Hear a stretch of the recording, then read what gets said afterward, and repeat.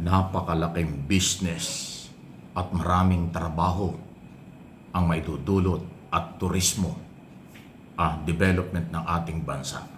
Itong project ni Pangulong Marcos Jr. Sa ilalim po ng PRA, Philippine Reclamation Authority, na ginagawa po dito sa southern part ng Metro Manila, sa hanggang Cavite at kung saan-saan lugar sa buong bansa. Ito pong Reclamation Authority, PRA, ang siyang naging tulay para sa pagpapaunlad ng ating bansa. Dahil ito po ay magdi-develop ng iba-ibang lugar, pang transportation, para sa tourism, para sa education, at pagtatayo ng maraming business, local, national, at international. Yung foreign investor, mahihikayat din dito po sa malawak na programang ito. Ang Philippine Reclamation Authority ay malalim ang ugnayan sa mga business community dito sa ating bansa.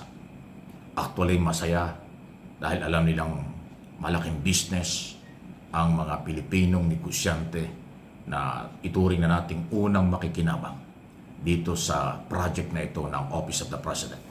By the way, ito pong PRA, Philippine Reclamation Authority, pinangunahan ni Attorney Alex Lopez bilang chairman at yung kanyang presidente at lahat ng mga opisyal po at mga tauhan nila. Malawakan ang proyektong ito, hindi lang masyadong napapag-usapan. Malaki din po ang income na kung ikukumpara sa nakaraang gobyerno. Sa mga nakaraang topic natin, ay nabanggit ko na 31 billion lang ang asset niyan. Ngayon ay mahigit ng 200 billion. At ang target nila umabot ng trilyon bago matapos ang term ni Pangulong Marcos sa 2028. At pag umabot ng ganyang kalaki ang income, ibig sabihin yan, doble, triple ang magiging business, magiging income sa business, tourism, transportation, at development at education sa ating mga kabataan. So napakalawak po nito. Hindi lang masyadong napapag-usapan dahil natatabunan ng sobrang paninira, pamumulitika ng ibang sektor. Pero simple lang ang gobyernong ito under ni President Marcos.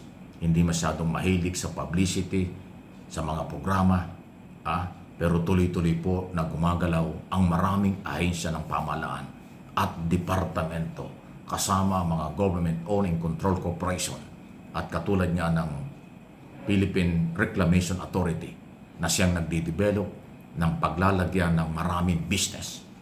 Kung makikita lang nyo ang malawakang galaw na ito. By the way, ang trabaho rin at obligasyon ng PRA ay labanan yung mga illegal na reclamation. Kasi may gumagawa niyan. May mga ilang illegal na reclamation ang ginagawa. Hindi yun papayagan.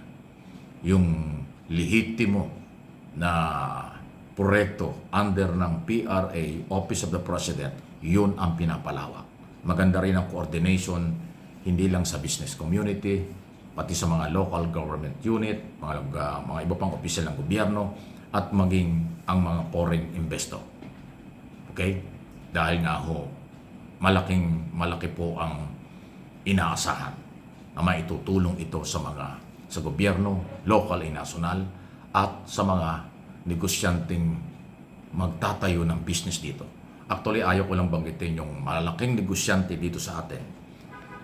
Yung ilan, masabi natin mga top, talagang big time businessman dito sa atin. Nandyan na sila. Nagsisimula na sila. Tumutulong na sila. Actually, nakikinabang na sila. Ito pa yung isang pagkakaiba rito. Nung araw, ang pribadong sektor o ang gobyerno gumagastos pa dyan. Kaya hindi natin maramdaman yung galaw ng Philippine Reclamation Authority. Ngayon po, baliktad na. Yung pribadong sektor gumagastos at gumagalaw sila, seryoso, at ang gobyerno kumikita na. Ayun, nabaliktad. Dati ang gobyerno, abono ng abono, hirap na hirap makakumbinsi ang mga negosyante, hindi seryoso ang mga negosyante, tumulong. Ngayon po, kabaliktaran na yan. Yung mga negosyante tumutulong na nagbabayad na sila dahil alam nila sila'y makikinabang at ang gobyerno nakikinabang. Huwag nating kalimutan nung araw sinabi ko na po ito. Pinakamalaking employer sa ating bansa, gobyerno.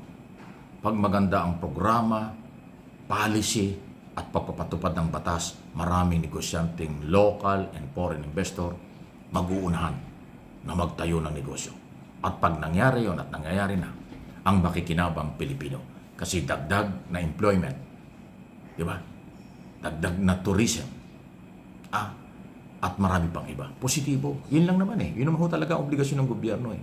Gawin ng tama. Ipatupad ang batas. Swak yan sa mga negosyante, local and national. At yun po ang ginagawa ng Office of the President.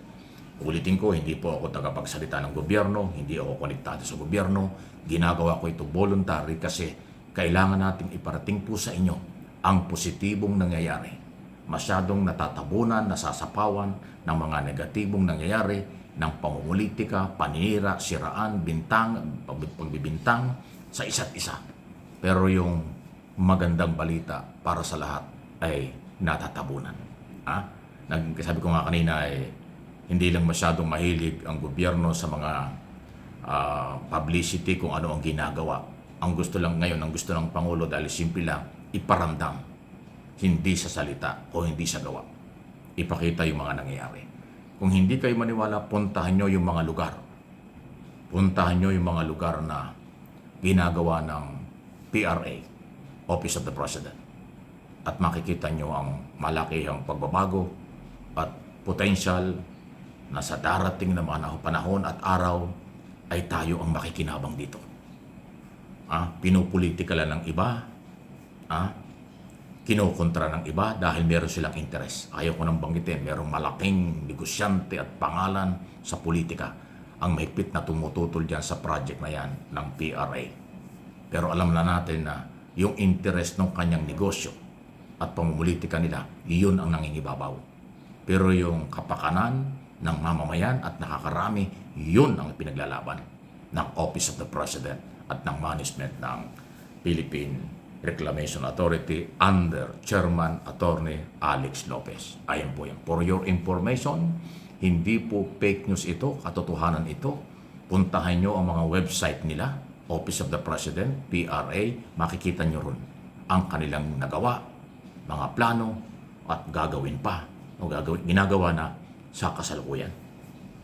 Marami pong lugar yan, hindi lang ho sa Metro Manila. Okay? Kasi tama-tama yan, ang forecast ng gobyernong ito ay yung paghandaan ang darating na panahon dahil padami ng padami ang tao, padami ng padami ang Pilipino, madaming pangangailangan. Pero marami namang negosyong dapat itaya or itatag, ilagay. So, yung ganitong galaw ang swak na swak sa akin pong sariling paniniwala at opinion. Suportahan natin ang magagandang ginagawa. Yung ayaw ditong maniwala at kukontra pa at maninira pa, alam na ninyo kung anong dahilan nila.